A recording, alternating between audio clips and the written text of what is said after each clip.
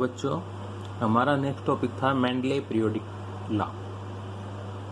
ये लॉ बहुत important law था। जितने भी पहले पढ़े उनमें सारे सबसे ज़्यादा इम्पोर्टेंट यही लॉ था, क्योंकि इसने उस टाइम के लगभग सारे जितने भी एलिमेंट थे उनको अरेंज कर दिया पीरियोडिक टेबल के अंदर। और उनको अरेंज किससे किया? उसके एटॉमिक मास के हिसाब से उसने सबको अरेंज कर दिया। उनकी प्रॉपर्टीज भी लगभग मिलती जुलती थी, उसमें बहुत कम कमियां थी। ठीक है, तो इसने कैसे अरेंज किया? इसने न्यूलैंड्स की तरह अरेंज किया। उस न्यूलैंड से मिलता जुलता था कुछ चीजें। वो कौन सी थी? वो थी रिपीटेशन। कैसे? When the elements are arranged in order of their increasing atomic weight, physical and chemical properties are repeated after a regular interval। जैसे उसमें 7 के बाद 8वां था, वो पहले जैसा मिलता जुलता था। इसके अंदर एक रेगुलर इंटरवल के बाद में जो अगला जो एटम एलिमेंट आता था उसके प्रॉपर्टीज पहले जैसी हो जाती थी। तो मतलब उसकी तरह ही इसमें एक सेम आते रहते थे, उसमें चेंज जाता रहता था। उसमें देखेंगे आगे, फिर दिखाऊंगा उसकी टेबल, उसके अंदर देखेंगे। तो इसकी कैरेक्टरिस्टिक्स क्या थी? मेनली मेंडले पीरियोडिक टेबल की उसने कैरेक्टरिस्टिक्स थी, उससे जो उसने उसमें काम किया पीरियोडिक टेबल के अंदर। ही डिवाइडेड एलिमेंट्स इनटू 7 हॉरिजॉन्टल रोज, जिनको पीरियड्स बोला, एंड 8 वर्टिकल कॉलम्स, जिसको ग्रुप बोला। ठीक है, उसने 7 हॉरिजॉन्टल रोज इस तरह से लाइन में डिवाइड किया और उसको उन लाइंस को 8 वर्टिकल कॉलम्स में इस तरीके से डिवाइड कर दिया। ठीक है, each group is divided into 2 सब ग्रुप्स, यानी इस तरीके से लाइन बनाई, उसके अंदर ऊपर से नीचे तक लाइन बनाई। इसमें बॉक्स बन गए ना, तो हर बॉक्स को उसने डिवाइड किया 2 पार्ट्स में, 1A और B। ठीक है, उस किस तरह से डिवाइड किया? सब group A is normal element. सब ग्रुप A में नॉर्मल एलिमेंट्स डाले, जैसे S ग्रुप और P ग्रुप वाले एलिमेंट्स। और सब ग्रुप B में डाले उसने ट्रांजिशन एलिमेंट्स, जो आते हैं D ग्रुप के अंदर मॉडर्न पीरियोडिक टेबल के अंदर। तो ट्रांजिशन एलिमेंट्स उसने सब ग्रुप B में डाले और नॉर्मल एलिमेंट उसने सब ग्रुप A में डाले। ठीक है, और थर्ड बात की क्या कही उसने? ग्रुप 8 जो ग्रुप बना उसने ये से काटे थे ना, तो लास्ट वाला जो 8th ग्रुप था उसके सब ग्रुप उसने नहीं बनाए, सब डिवाइड नहीं किया। पहले वाले 7 किए और 8वां उसने नहीं किया। ठीक है,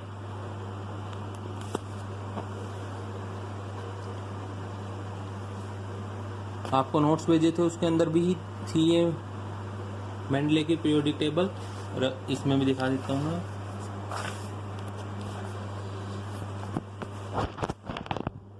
इसके अंदर 7वीं लाइन दिखाई नहीं है, इसमें 6 ही दिखा रखे हैं, 1 2 3 4 5 6, और ऊपर सब ग्रुप में डिवाइड कर रखे हैं 1 से लेकर के 8 तक। और इसमें ये भर रखे हैं सारे आइटम्स उसके अंदर, और ये सब ग्रुप A और सब ग्रुप B इस तरीके से डिवाइड कर रखे हैं। इस तरफ वाले हैं नॉर्मल एलिमेंट्स और ये वाले हैं कौन से?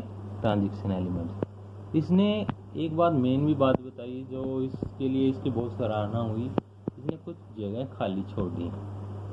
ये देखो इसका जगह खाली छोड़ने का क्या मतलब था कि इन जगहों की पूर्ति होगी, इसमें भी एक एटम एलिमेंट आएगा और उसकी प्रॉपर्टी कैसी होगी? एल्यूमिनियम कैसी, इसकी प्रॉपर्टी कैसी होगी? सिलिकॉन कैसी। उसने ये बातें बताई। इस तरीके से उसने एक तरीके से भविष्यवाणी कर दी कि भाई ऐसा एक एलिमेंट होगा और वो यहाँ पर भरा जाएगा। सिलिकॉन जैसा एक और एलिमेंट होगा, वो यहाँ पर भरा जाएगा। और बाद में वो एलिमेंट हुए भी। सिलिकॉन के नीचे हुआ जर्मेनियम और एल्यूमिनियम के नीचे हुआ गैलियम। इन एलिमेंट्स की बाद में खोज हुई। ठीक है, तो इस तरीके से उसने एक तरीके भविष्यवाणी कर दी। अपने भविष्यवाणी के जो आगे पाए जाने वाले एलिमेंट्स की भी भविष्यवाणी कर दी कि आगे ऐसा ऐसा एलिमेंट कोई पाया जाएगा। तो साइंस के अंदर भविष्यवाणी को नहीं मानते, लेकिन उसने ऐसी पीरियोडिक टेबल बनाई जो आगे पाए जाने वाले एलिमेंट्स के बारे में भी बता दे, उनके लिए भी जगह खाली छोड़ दें। तो इसलिए इसकी पीरियोडिक टेबल बहुत ही इम्पोर्टेंट है। ठीक है, अब पढ़ते हैं इसके मेरिट्स, मतलब इसका क्या क्या इसने बताया और इससे क्या क्या उसकी खूबियाँ थी। तो इसका पहला मेरिट था element with same properties are placed in same group. उसने सेम प्रॉपर्टी वाले एलिमेंट सेम ही ग्रुप के अंदर रखे, उसने बहुत बढ़िया कर दिया। पीछे वो हमने पढ़ा था ना ग्राफ, उसने ग्राफ में तो बहुत कमी थी, क्या थी उसको याद करना बहुत मुश्किल था। तो इसने क्या किया, उसने रखा पीरियोडिक टेबल बना दी, उससे याद करना वो आसान हो गया। It is easy to predict properties of unknown elements of which group were left. इसने वो खाली जगह छोड़ी थी ना, तो उनको पता लगाना आसान कर दिया। अननोन एलिमेंट्स कहाँ पर आएगा, उसकी प्रॉपर्टी ऐसी है तो वो कहाँ पर आएगा ये भी पता लगाया इसने। He made collective study of the elements possible।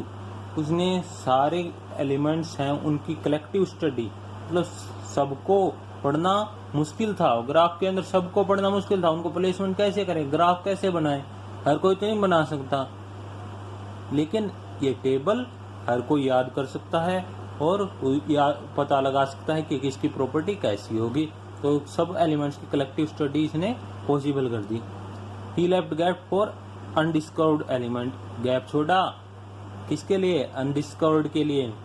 उससे जो भी अगर कोई बचा हुआ है जो अब तक पाया नहीं गया, वहाँ पर उसको फिक्स करके और वहाँ पर उसको फिक्स कर सकते थे। जैसे वो पहले नहीं आई थी, उसने नोबल गैसेस के लिए जगह नहीं छोड़ी थी न्यूलैंड में। ठीक है, नोबल गैस के लिए नहीं छोड़ी, तो फिर बाद में नोबल गैसेस डिस्कवर हो गई, तो उसको कहाँ रखें, तो उसकी कमी बनी। इसने जगह छोड़ी, इसने जो भी जगह बच रही थी वहाँ पर उसने जगह छोड़ी और उस पर उसके अंदर आगे फिलिंग भी हुई।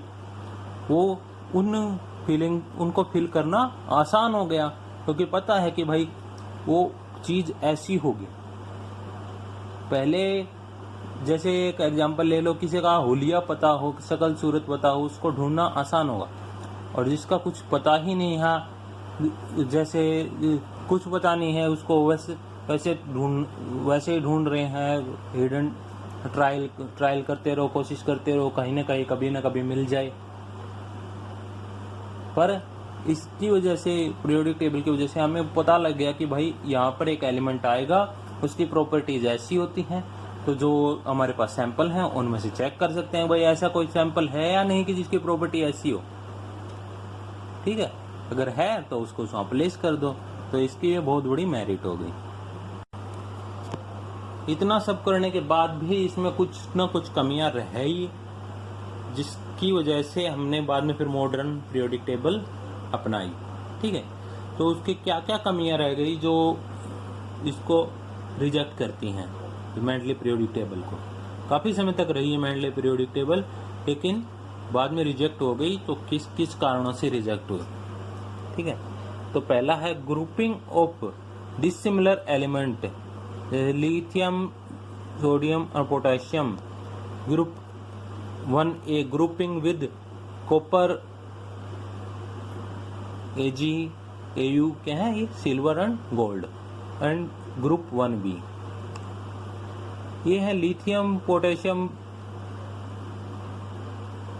सोडियम। ये है तो मेटल, लेकिन ये अल्कलाइन अर्थ मेटल है। ठीक है, ये इसके साथ जो डिसिमिलर कॉपर है, सोना चांदी है, ये तो बहुत कम रिएक्ट करते हैं, लेकिन ये बहुत ज़्यादा रिएक्ट करते हैं। ठीक है, रिएक्टिव है। सोडियम पोटेशियम खुला छोड़ते हैं, इनमें धुआं निकलना, पानी में डाल दो तो आग लग जाती है इनको। ठीक है, तो फिर इनको एक ही ग्रुप में रख दिया, ग्रुप 1 में ये, ग्रुप 1A में ये, ग्रुप 1B में। तो इनकी प्रॉपर्टीज तो सेम नहीं है, इसलिए ये ग्रुप एक साथ रख दिए तो ये इसकी डिसएडवांटेज हो गई, गलत रखा है इसने।